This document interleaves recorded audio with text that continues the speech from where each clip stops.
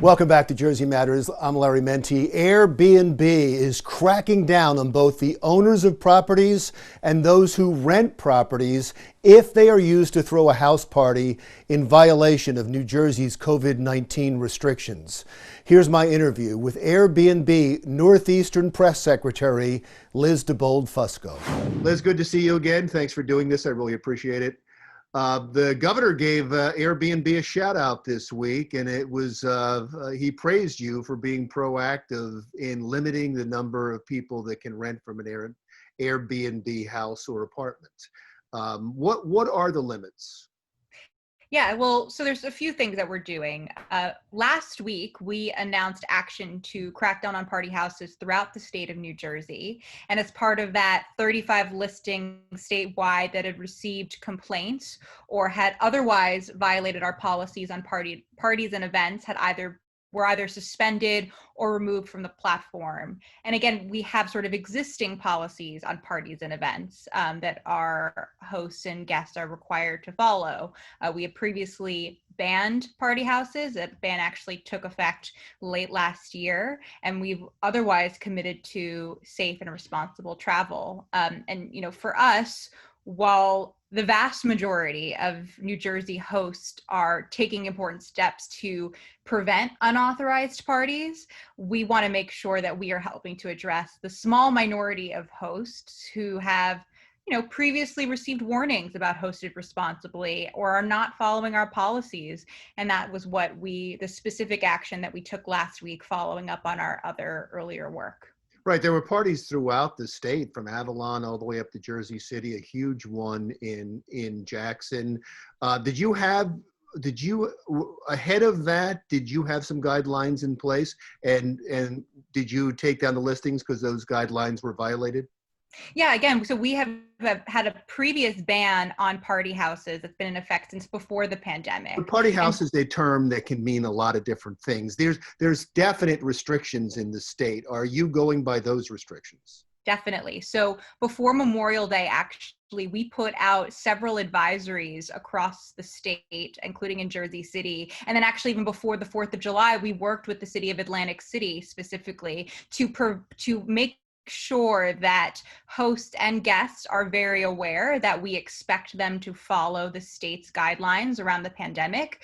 When we were going back to Memorial Day, when there were sort of stricter guidelines around mass gatherings, we made it very clear to hosts and to guests that we expected them to follow those guidelines, and that individuals who didn't follow those guidelines would face action, and that we were prepared to cooperate with law enforcement to ensure that they were acting responsibly and not violating state orders. So throughout the pandemic, this has really been a top priority for us, not just in New Jersey, but nationwide and worldwide. Obviously, we operate all around the world outside of New Jersey, but certainly over the past, last week, over that week, we realized that we wanted to take additional action to address, again, that small minority of hosts that had been warned many times by us, by maybe neighbors that filed complaints against them, that they were not acting responsibly, and ensuring that action was taken. You said specifically that you are punishing hosts by taking down listings. However, there are going to be cases where the hosts don't know how their property is being used. In those cases, can you punish the guests? Yes, absolutely. So we announced actually after the party that you had mentioned in Jackson Township that among the many actions that we took were, taking action against the guests in those case. That's absolutely in line with our policy. And again, I'm glad that you brought up sort of whether the hosts are knowledgeable of this.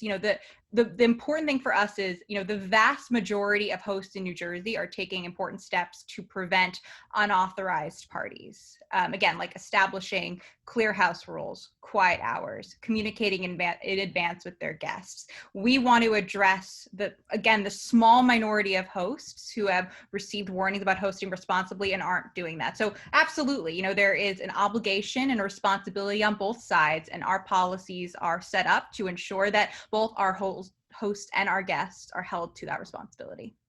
Yeah, the restrictions changed this week. So it went from 100 allowed in a house back down to 25. It's going to hurt a lot of businesses. It doesn't necessarily hurt Airbnb, but does it change your guidelines?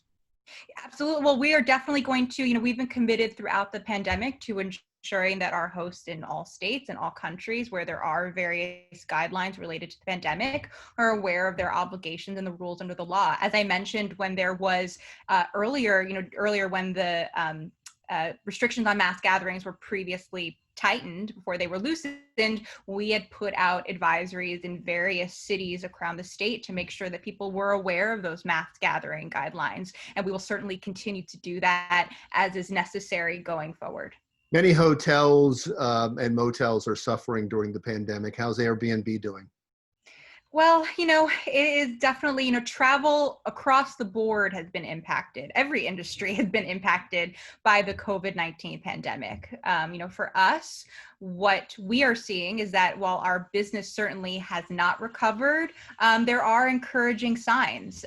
Just a few weeks back, we announced that for the first time since March, guests had booked 1 million nights in one day, which was sort of a notable milestone in that recovery. What we're really seeing right now are, a few different trends. One is nearby stays. People are looking to only go within 300 miles, about a 2 to 3 hour drive away from where they live. And we're seeing a significant uptick in host income in several markets around the country and around the world, specifically from guests who live within 300 miles. Another trend we're seeing is rural stays, a big thing in New Jersey, right? There's a huge agritourism, community here. And that is really popular. I think overwhelmingly people are looking to find places to stay where they can be outside and be able to safely social distance while they're just getting, a little bit of a breath of fresh air. Do you want people to contact Airbnb if they see a house party in place or they think that the rules are being violated? 100%, Larry. Yes. I think it's so important to say that because that's the way we find out about these issues. It's one of the first things I bring up when I speak to people across New Jersey and I speak to elected officials is make sure they're aware of our 24/7 neighborhood support line, because that's how we find out about these problems. So I think that anyone who wants to, has concerns about a short-term rental nearby is very welcome to go to airbnb.com/neighbors. And there is actually a phone number on that webpage where neighbors can call us anytime and reach a real person at Airbnb. Again, that is so important, and we encourage anyone to use it. As always, a pleasure to talk to you. That was Liz DeBold Fusco from Airbnb. When we come right back, we're going to talk more about those house parties and what kind of spike they caused in coronavirus cases in the States. That's when Jersey Matters comes right back.